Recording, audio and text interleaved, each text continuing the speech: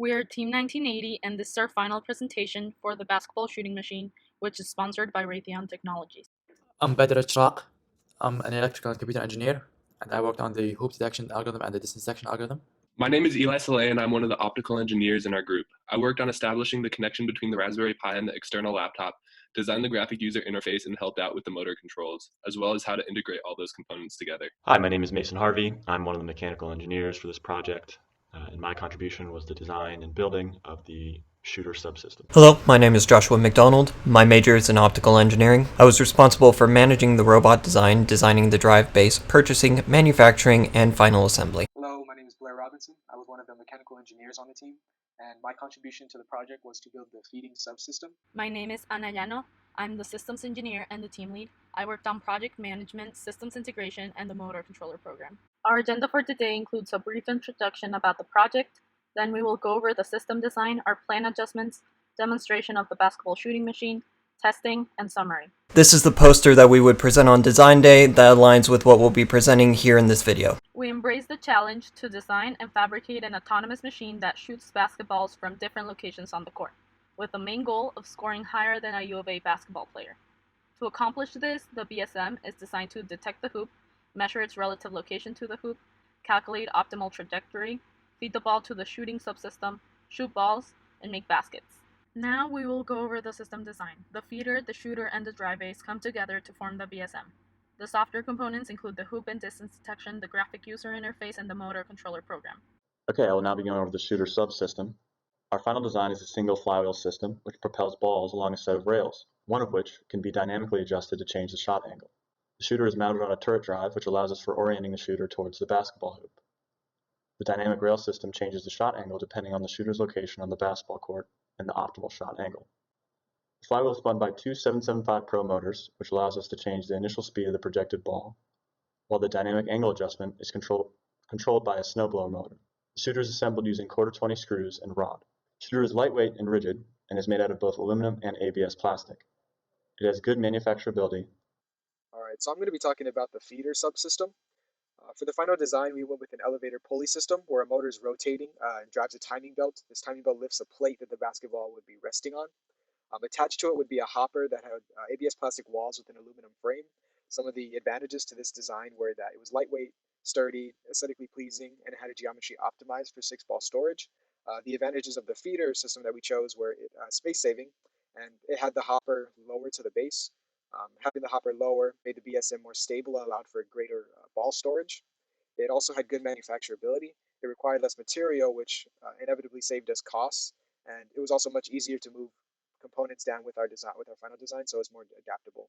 Unfortunately, we were not able to build the feeder, but testing would have consisted of throwing a basketball or foam balls into the hopper and then letting them roll into the feeder main tube, and running the motor to verify that the balls could be lifted to the top. Now we will go over the software design. The image detection algorithm utilizes a convolution neural network using the TensorFlow library. The training data used consisted of thousands of images taken at the Recreation Center at the University of Arizona.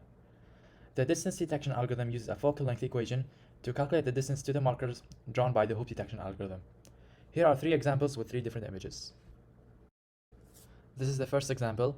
You see it recognizes the hoop and it calculated the distance to be 3.46 meters. In actuality, this is supposed to be 3.2 meters, so this is a 9% error. This is the second example. Again, it detected the hoop and it calculated the distance to be 2.16 meters. In actuality, this is 2.43, so this is a 12% error. This is the third example. Again, it detected the hoop and the distance of 4.24 meters. In actuality, this is a 4.87 distance, so this is a 13% error. Socket connection via Python was used to establish a wireless connection between the Raspberry Pi, which is the internal controller, and the external laptop. Here's a code that allows for the socket connection on the server side and the client side.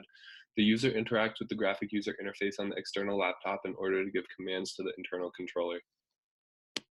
The graphic user interface has various buttons which commands our robot to do various functions. The shoot button opens up an additional window which takes the input from the cameras and displays the required velocity and angle at which the ball should be shot to ensure a successful shot.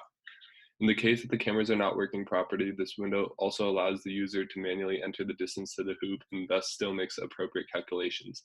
Upon the user clicking yes on the shoot window, the target velocity at which the ball will be shot is sent to the Raspberry Pi, which spins the flywheels via CAN bus. The shutdown button allows the user to disable the connection between the external laptop and the Raspberry Pi. The emergency shut-off button is in case that the motors are malfunctioning in some way and immediately terminates the script that runs the motors, then terminates the graphic user interface. There's a large button on the main window for easy access at any point during testing.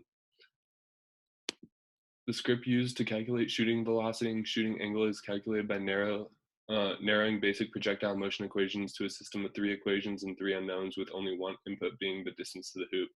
The script uses fsolve function from the Science Python library to solve the system of equations. Here's an example of the code being run with the input distance to the hoop being 6 meters. For the motor controller program, we used CAN bus to allow the Raspberry Pi control CAN devices without a host computer. The diagram shows the wiring setup we had for testing the motors. The Raspberry Pi is connected to the Cannable, which is a socket CAN device that provides interface to the Raspberry Pi, which is connected to the motor controller and sends signals to the motors. For the shooter, we used a proportional integral derivative feedback loop to set the motors at the target velocity by using an SRX mag encoder, which is a rotary sensor that allowed us to get feedback. Our team had to come up with a plan to complete the project as best as we can. Our initial plan was to build the parts at the AME shop. However, it was shut down while we were in the manufacturing process. We had already bought all the materials, which left us with a tight budget. We contacted our sponsors and mentors to come up with a plan moving forward and decided to outsource the essential parts needed for the system to meet as many requirements possible. We managed this by maintaining constant communication with our sponsors and mentor. We set a regular cadence to meet twice per week to discuss our progress and any roadblocks we encountered. We also reached out to people who were willing to help. For example, we contacted the manufacturer of CTRE devices to help us establish the CAN network, and people from the bike shop at Raytheon who helped us manufacture some parts. As engineers, we were faced with a challenge that forced us to develop alternatives that allowed us to deliver a product our customer would be satisfied with.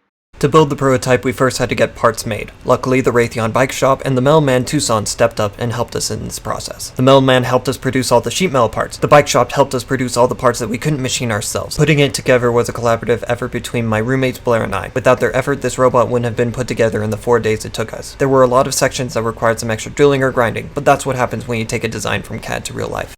With our project, due to COVID-19, we were able to go much farther than what was expected. We were able to build a function-critical robot that could shoot from multiple locations, detect the hoop and measure the distance, operate all major functions through the GUI, and work in a remote location, i.e. outside of a controlled environment. Between now and design day, we plan to integrate the relative location-determining subsystem to the microcontroller. This is because after our final test, we had a mechanical problem that could cause major safety problems for the team. Fixing said problem would take too long and be outside of our allotted budget. Some of the lessons learned is that customer communication is key to ensuring that systems meet the customer's expectations. In the last month of our project, we communicated heavily with our sponsors and learned what it takes to maintain expectations. We need to ask for help faster when facing a roadblock. Using the expertise of others is the best way to learn, especially when you don't know what the problem is. That way we can fail fast but learn faster. Lastly, adjusting to change is important. Without adjusting to the change that COVID-19 presented, the robot would never have been built and we wouldn't have met as many of the goals not only set by Raytheon, but ourselves.